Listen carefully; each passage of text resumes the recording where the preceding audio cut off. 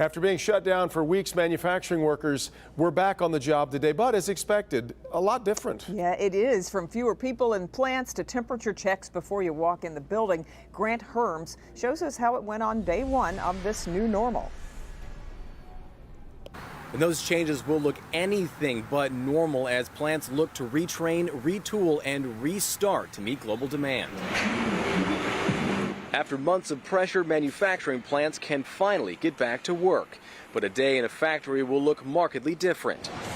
Under state recommendations, workers will be screened before they start their shifts, their temperatures taken, and questions about symptoms asked. On the job, hygiene stations are supposed to be available, and plastic separators will be up between stations, which for some plants could mean fewer workers per shift. John Walsh is with the Michigan Manufacturers Association.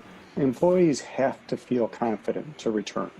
And if they don't feel confident, if they think that there is any level of a risk that is not being addressed, they may not return, or they'll let OSHA or my OSHA know. The biggest hurdle is training, and just the process of restarting. Most of this week for many plants will be spent training employees, installing safety measures, and getting production back online, which isn't as easy as flipping a switch. Everyone is a little different. They'll do some training online.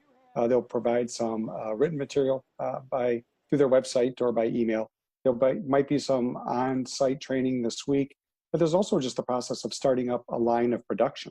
Separate and aside from the safety issues is getting a manufacturing facility up and running. That'll take most of the week this week. Now, there are still concerns about worker safety and what their day-to-day lives will look at. Just today, the United Auto Workers Union and Ford put out a video hoping to reassure plant workers about their new lives once they get back in, as Ford looks to reopen next week.